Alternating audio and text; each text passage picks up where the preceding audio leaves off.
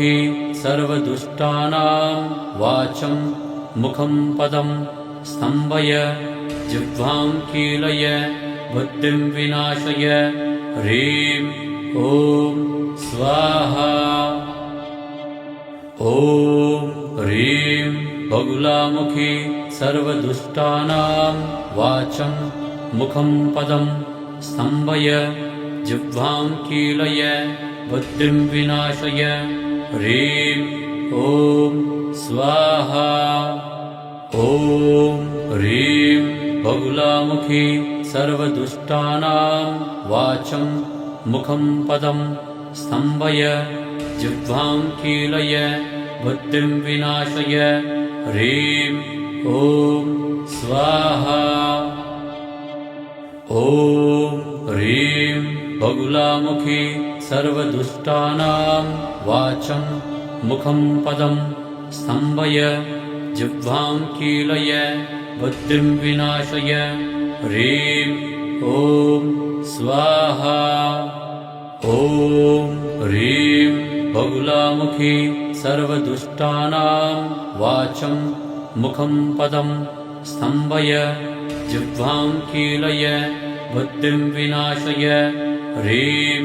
ॐ स्वाहा। ॐ ह्रीं बगुलामुखी सर्वदुष्टानां वाचं मुखं पदं स्तम्भय जिह्वां कीलय बुद्धिं विनाशय ह्रीं ॐ स्वाहा। ॐ ह्रीं बगुलामुखी सर्वदुष्टानां वाचं मुखं पदं स्तम्भय जिह्वां कीलय बुद्धिं विनाशय ह्रीं ॐ स्वाहा। ॐ ह्रीं बगुलामुखी सर्वदुष्टानां वाचं मुखं पदं स्तम्भय जिह्वां कीलय बुद्धिं विनाशय ह्रीं ॐ स्वाहा। ॐ ह्रीं बगुलामुखी सर्वदुष्टानां वाचं मुखं पदं स्तम्भय जिह्वां कीलय बुद्धिं विनाशय ह्रीं ॐ स्वाहा। ॐ ह्रीं बगुलामुखी सर्वदुष्टानां वाचं मुखं पदं स्तम्भय जिह्वां कीलय बुद्धिं विनाशय ह्रीं ॐ स्वाहा। ॐ ह्रीं बगुलामुखी सर्वदुष्टानां वाचं मुखं पदं स्तम्भय जिह्वां कीलय बुद्धिं विनाशय ह्रीं ॐ स्वाहा। ॐ ह्रीं बगुलामुखी सर्वदुष्टानां वाचं मुखं पदं स्तम्भय जिह्वां कीलय बुद्धिं विनाशय ह्रीं ॐ स्वाहा। ॐ ह्रीं बगुलामुखी सर्वदुष्टानां वाचं मुखं पदं स्तम्भय जिह्वां कीलय बुद्धिं विनाशय ह्रीं ॐ स्वाहा। ॐ ह्रीं बगुलामुखी सर्वदुष्टानां वाचं मुखं पदं स्तम्भय जिह्वां कीलय बुद्धिं विनाशय ह्रीं ॐ स्वाहा। ॐ ह्रीं बगुलामुखी सर्वदुष्टानां वाचं मुखं पदं स्तम्भय जिह्वां कीलय बुद्धिं विनाशय ह्रीं ॐ स्वाहा। ॐ ह्रीं बगुलामुखी सर्वदुष्टानां वाचं मुखं पदं स्तम्भय जिह्वां कीलय बुद्धिं विनाशय ह्रीं ॐ स्वाहा। ॐ ह्रीं बगुलामुखी सर्वदुष्टानां वाचं मुखं पदं स्तम्भय जिह्वां कीलय बुद्धिं विनाशय ह्रीं ॐ स्वाहा ॐ ह्रीं बगुलामुखी सर्वदुष्टानां वाचं मुखं पदं स्तम्भय जिह्वां कीलय बुद्धिं विनाशय ह्रीं ॐ स्वाहा ॐ ह्रीं बगुलामुखी सर्वदुष्टानां वाचं मुखं पदं स्तम्भय जिह्वां कीलय बुद्धिं विनाशय ह्रीं ॐ स्वाहा ॐ ह्रीं बगुलामुखी सर्वदुष्टानां वाचं मुखं पदं स्तम्भय जिह्वां कीलय बुद्धिं विनाशय ह्रीं ॐ स्वाहा ॐ ह्रीं बगुलामुखी सर्वदुष्टानां वाचं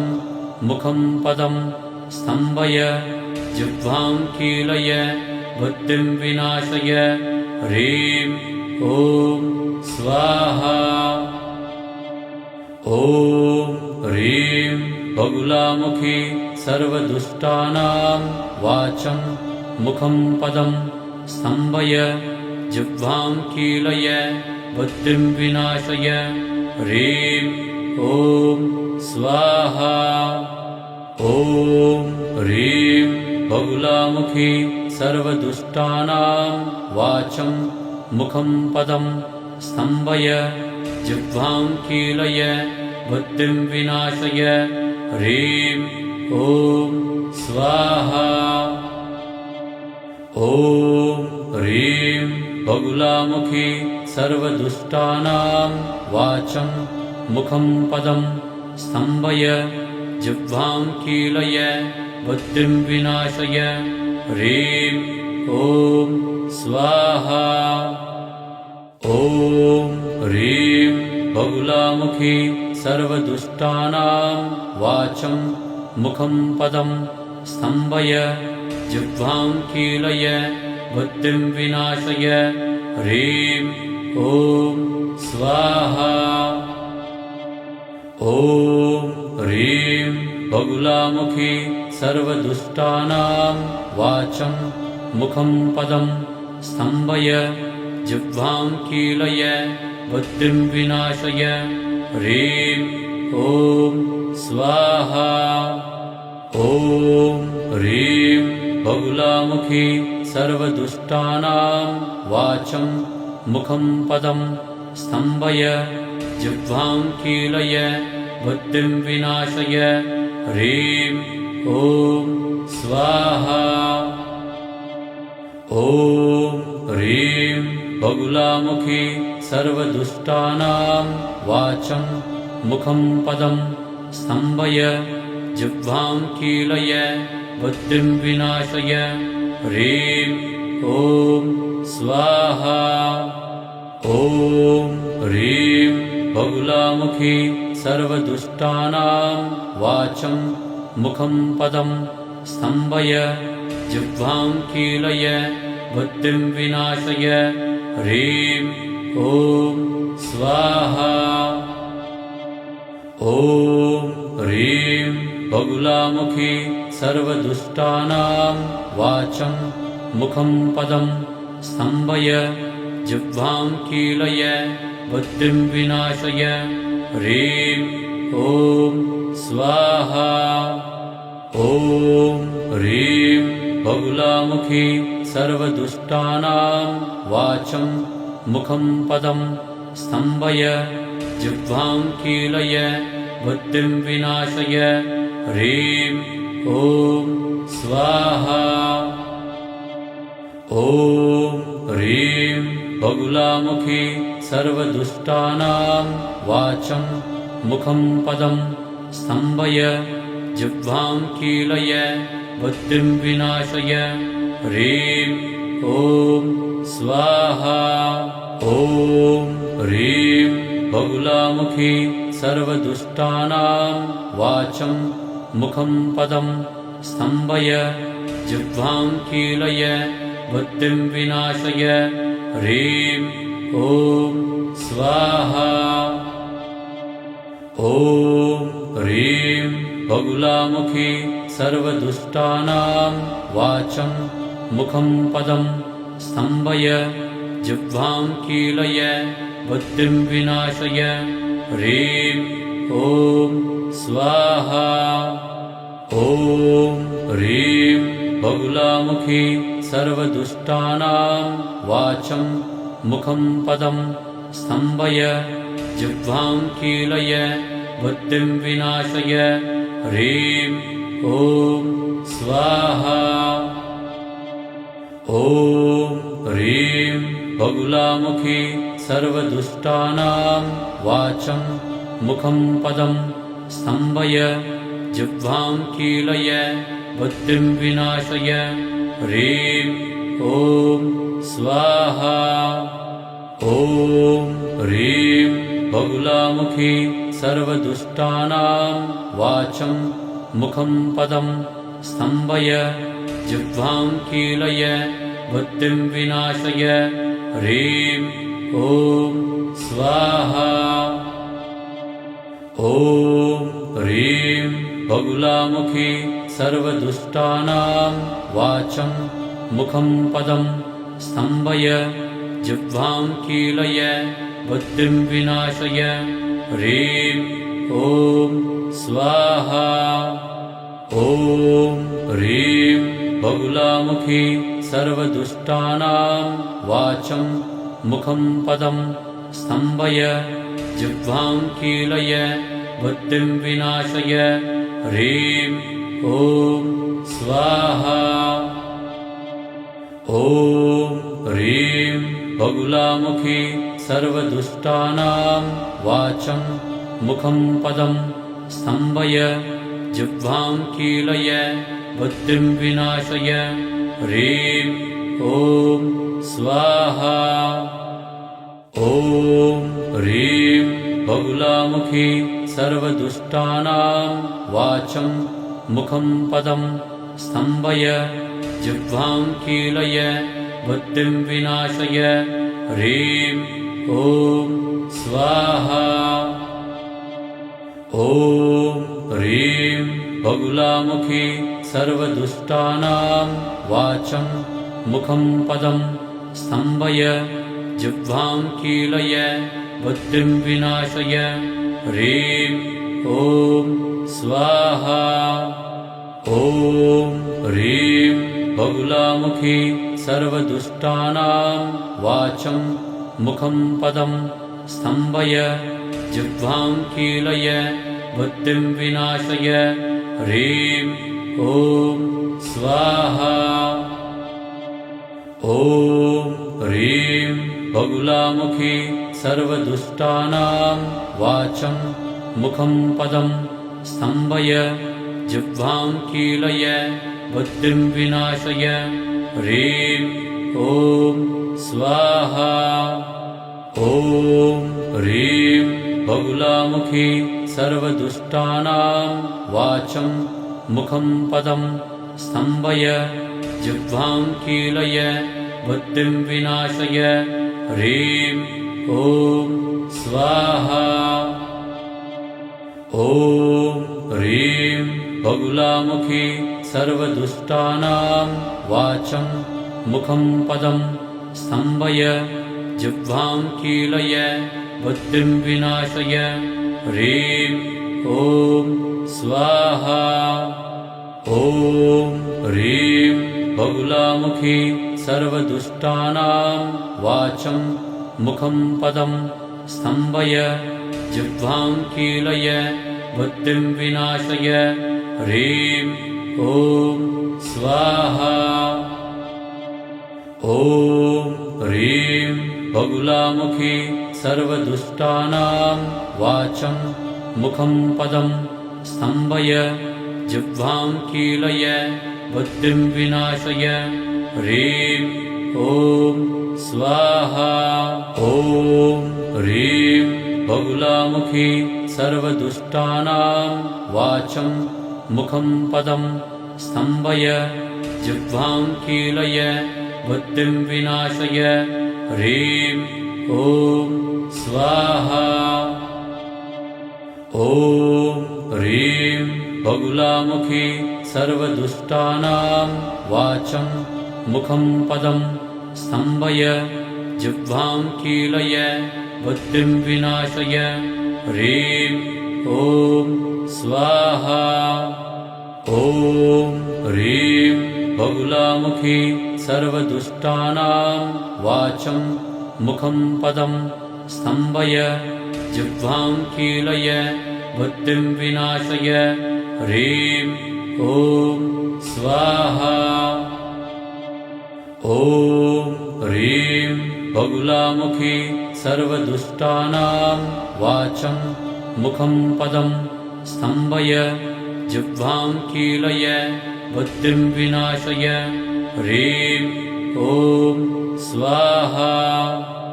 ॐ ह्रीं बगुलामुखी सर्वदुष्टानां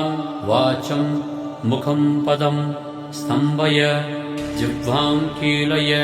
बुद्धिं विनाशय ह्रीं ॐ स्वाहा ॐ ह्रीं बगुलामुखी सर्वदुष्टानां वाचं मुखं पदं स्तम्भय जिह्वां कीलय बुद्धिं विनाशय ह्रीं ॐ स्वाहा ॐ ह्रीं बगुलामुखी सर्वदुष्टानां वाचं मुखं पदं स्तम्भय जिह्वां कीलय बुद्धिं विनाशय ह्रीं ॐ स्वाहा ॐ ह्रीं बगुलामुखी सर्वदुष्टानां वाचं मुखं पदं स्तम्भय जिह्वां कीलय बुद्धिं विनाशय ह्रीं ॐ स्वाहा ॐ ह्रीं बगुलामुखी सर्वदुष्टानां वाचं मुखं पदं स्तम्भय जिह्वां कीलय बुद्धिं विनाशय ह्रीं ॐ स्वाहा ॐ ह्रीं बगुलामुखी सर्वदुष्टानां वाचं मुखं पदं स्तम्भय जिह्वां कीलय बुद्धिं विनाशय ह्रीं ॐ स्वाहा ॐ ह्रीं बगुलामुखी सर्वदुष्टानां वाचं मुखं पदं स्तम्भय जिह्वां कीलय बुद्धिं विनाशय ह्रीं ॐ स्वाहा ॐ ह्रीं बगुलामुखी सर्वदुष्टानां वाचं मुखं पदं स्तम्भय जिह्वां कीलय बुद्धिं विनाशय ह्रीं ॐ स्वाहा ॐ ह्रीं बगुलामुखी सर्वदुष्टानां वाचं मुखं पदं स्तम्भय जिह्वां कीलय बुद्धिं विनाशय ह्रीं ॐ स्वाहा ॐ ह्रीं बगुलामुखी सर्वदुष्टानां वाचं मुखं पदं स्तम्भय जिह्वां कीलय बुद्धिं विनाशय ह्रीं ॐ स्वाहा ॐ ह्रीं बगुलामुखी सर्वदुष्टानां वाचं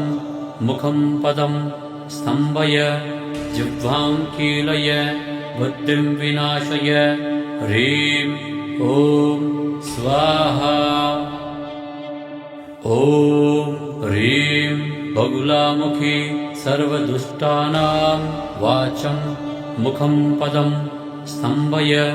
जिह्वां कीलय बुद्धिं विनाशय ह्रीं ॐ स्वाहा ॐ ह्रीं बगुलामुखी सर्वदुष्टानां वाचं मुखं पदं स्तम्भय जिह्वां कीलय बुद्धिं विनाशय ह्रीं ॐ स्वाहा। ॐ ह्रीं बगुलामुखी सर्वदुष्टानां वाचं मुखं पदं स्तम्भय जिह्वां कीलय बुद्धिं विनाशय ह्रीं ॐ स्वाहा। ॐ ह्रीं बगुलामुखी सर्वदुष्टानां वाचं मुखं पदं स्तम्भय जिह्वां कीलय बुद्धिं विनाशय ह्रीं ॐ स्वाहा। ॐ ह्रीं बगुलामुखी सर्वदुष्टानां वाचं मुखं पदं स्तम्भय जिह्वां कीलय बुद्धिं विनाशय ह्रीं ॐ स्वाहा। ॐ ह्रीं बगुलामुखी सर्वदुष्टानां वाचं मुखं पदं स्तम्भय जिह्वां कीलय बुद्धिं विनाशय ह्रीं ॐ स्वाहा। ॐ ह्रीं बगुलामुखी सर्वदुष्टानां वाचं मुखं पदं स्तम्भय जिह्वां कीलय बुद्धिं विनाशय ह्रीं ॐ स्वाहा। ॐ ह्रीं बगुलामुखी सर्वदुष्टानां वाचं मुखं पदं स्तम्भय जिह्वां कीलय बुद्धिं विनाशय ह्रीं ॐ स्वाहा।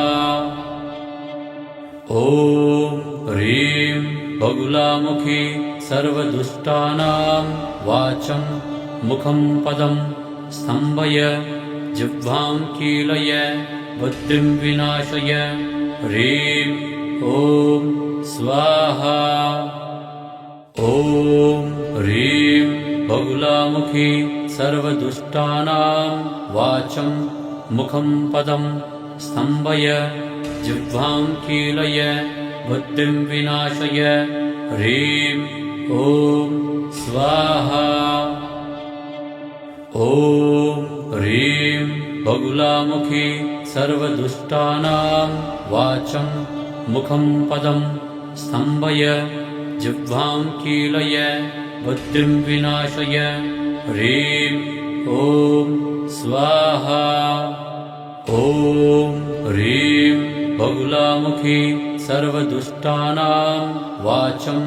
मुखं पदं स्तम्भय जिह्वां कीलय बुद्धिं विनाशय ह्रीं ॐ स्वाहा। ॐ ह्रीं बगुलामुखी सर्वदुष्टानां वाचं मुखं पदं स्तम्भय जिह्वां कीलय बुद्धिं विनाशय ह्रीं ॐ स्वाहा। ॐ ह्रीं बगुलामुखी सर्वदुष्टानां वाचं मुखं पदं स्तम्भय जिह्वां कीलय बुद्धिं विनाशय ह्रीं ॐ स्वाहा। ॐ ह्रीं बगुलामुखी सर्वदुष्टानां वाचं मुखं पदं स्तम्भय जिह्वां कीलय बुद्धिं विनाशय ह्रीं ॐ स्वाहा। ॐ ह्रीं बगुलामुखी सर्वदुष्टानां वाचं मुखं पदं स्तम्भय जिह्वां कीलय बुद्धिं विनाशय ह्रीं ॐ स्वाहा। ॐ ह्रीं बगुलामुखी सर्वदुष्टानां वाचं मुखं पदं स्तम्भय जिह्वां कीलय बुद्धिं विनाशय ह्रीं ॐ स्वाहा। ॐ ह्रीं बगुलामुखी सर्वदुष्टानां वाचं मुखं पदं स्तम्भय जिह्वां कीलय बुद्धिं विनाशय ह्रीं ॐ स्वाहा ॐ ह्रीं बगुलामुखी सर्वदुष्टानां वाचं मुखं पदं स्तम्भय जिह्वां कीलय बुद्धिं विनाशय ह्रीं ॐ स्वाहा ॐ ह्रीं बगुलामुखी सर्वदुष्टानां वाचं मुखं पदं स्तम्भय जिह्वां कीलय बुद्धिं विनाशय ह्रीं ॐ स्वाहा ॐ ह्रीं बगुलामुखी सर्वदुष्टानां वाचं मुखं पदं स्तम्भय जिह्वां कीलय बुद्धिं विनाशय ह्रीं ॐ स्वाहा